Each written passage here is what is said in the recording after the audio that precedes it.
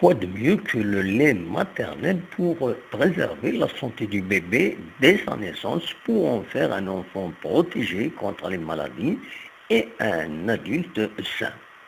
Tous les médecins intervenus jeudi à l'auditorium du CHU Mohamed Nadir de Tizi Ouzou dans le cadre de la célébration de la semaine de l'allaitement maternel l'ont souligné. Le lait maternel est d'un bienfait aussi bien pour l'enfant que pour la mère. L'allaitement préserve de nombre de pathologies dont les allergies, mais malheureusement le constat semble effarant. Les femmes n'allaitent pas beaucoup et se tournent vers la solution de facilité, le biberon. Je vous propose des extraits des interventions sur le sujet des professeurs Ben Saadi et Chekhi et des docteurs Rami, Hamzaoui, Masdou et Namar. Docteur Namar, je vous le rappelle, a ouvert la rencontre au nom du directeur général du CHU. Donc, je ne vais pas m'attarder pour vous expliquer tous les bienfaits de l'allaitement maternel. Je vais surtout passer la parole à mes collègues. Et voilà, donc je passe d'abord la parole au professeur Ben Saadi, ici présente, qui va communiquer et nous donner son avis sur la question.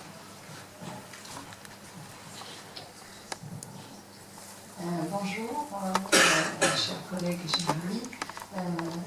Il était temps qu'on fasse quand même, qu'on commence à faire des actions pour promouvoir l'allaitement maternel.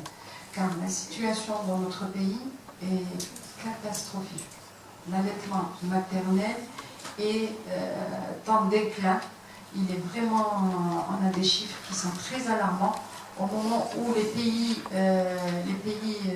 du Nord sont à des chiffres très intéressants, nous, on est à un enfant sur 3 qui sont allaités.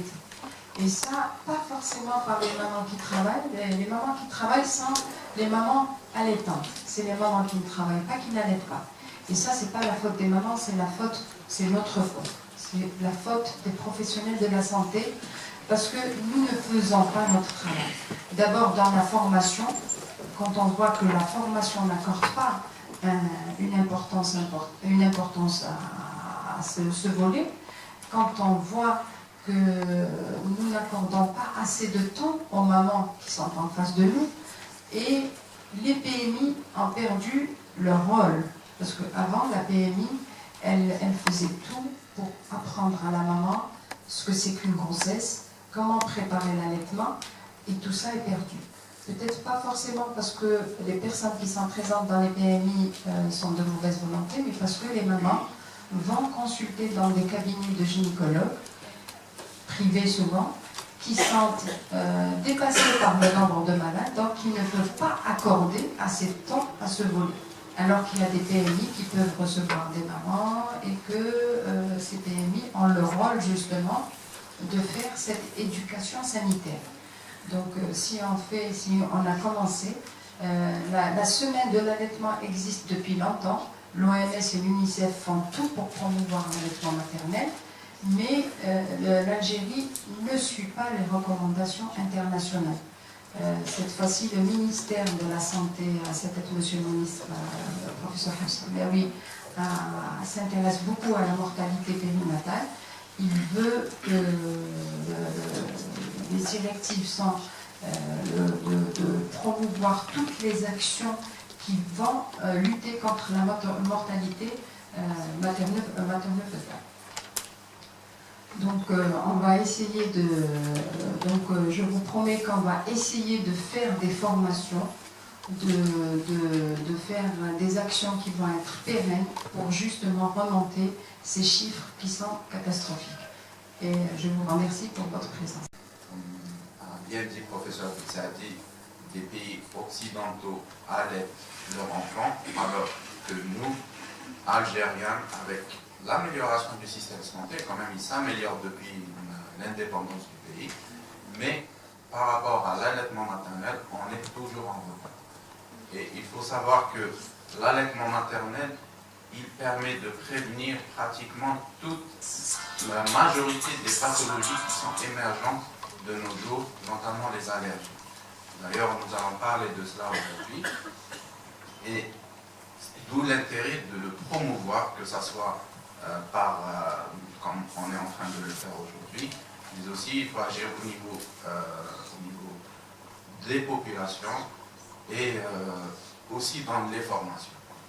Donc, on va essayer de voir tout ça ensemble et j'espère que vous serez motivés à faire le travail et de protéger ce produit si précieux pour les êtres humains. Remercier les organisateurs de cet événement et les remercier de nous avoir donné la chance de participer à cet événement qui existe, comme elle l'a dit Madame Bizadi, ça existe depuis des années, donc la journée internationale de l'OMS et la journée nationale de l'allaitement. Donc cette année, on va essayer de commencer, j'espère que ça va être le début pour une grande formation par rapport au personnel soignant, et pas seulement le personnel soignant, parce qu'actuellement, l'OMS, elle essaye d'agir au niveau de la femme avant même qu'elle soit mariée, avant même de procréer. Parce que des études ont montré que la femme décide si elle veut allaiter ou pas, avant même d'être mariée. Donc, on va essayer de parler un peu de cet aspect-là dans nos communications. On va essayer d'apporter un plus pour la promotion du lait maternel. Nous restons encore très très loin des autres pays. Moi, je vous dis, la Norvège, la Suède, pourquoi pas l'Algérie. Et je vous remercie. On a l'occasion de parler de l'allaitement maternel, étant donné que c'est la semaine sur cet aliment qui est, je dirais, sacré dans toutes les civilisations, à traverser les siècles. Malheureusement, chez nous, nous sommes encore obligés de mener des campagnes qui ne sont pas, hélas, suffisantes pour promouvoir l'allaitement maternel. Comme vous le savez tous, cet allaitement maternel qui était, je dirais, de rigueur dans nos villages, dans nos douars, dans nos villes, avec l'accessibilité à la modernité entre guillemets, à la civilisation entre guillemets, nos mères, nos sœurs ont abandonné l'allaitement maternel pour aller acheter des boîtes de lait. C'est vrai que sur ces boîtes de lait, il y a de très beaux bébés. Il y a des photos de petits blondinés aux yeux bleus, aux yeux verts. Mais ce n'est pas ce lait en boîte. Je n'ai rien contre ce lait en boîte quand il est indiqué. Dans certaines pathologies, nous avons des laits spéciaux, effectivement. Mais l'allaitement maternel, on ne le dira jamais assez. Et je pense que je lance un appel là, où je profite de cette journée pour les médias, pour sensibiliser à travers les médias, pour, je dirais presque l'obligation d'allaiter, l'obligation que le lait de l'enfant, le lait de la mère, pardon, revient à l'enfant. C'est une obligation. Je vous remercie. Je n'ai pas des connaissances suffisantes pour parler du lait maternel, donc je laisse le soin à nos confrères aînés et mères de parler du lait maternel. Moi, je voulais juste parler un petit peu du congé de maternité qui est de 98 jours sinon, que je trouve insuffisant parce que 98 jours c'est pas suffisant, alors que dira-t-on des résidents parfois qui prennent qu'un mois. Donc l'Algérie quand même devra penser à allonger un petit peu le congé de maternité pour la maman, et aussi il y a quelque chose d'intime qui se passe entre la maman sur le plan psychologique quand ils sont à deux, que le nouveau-né ou le nourrisson, peut-être chez sa maman, ça c'est exceptionnel, c'est une relation à deux où il n'y a aucune autre personne. Même s'il y a, même s'ils sont dans un stade, mais la relation entre eux, elle restera juste entre eux. Donc au nom de Monsieur le Directeur Général, je vous souhaite bon courage et bon travail.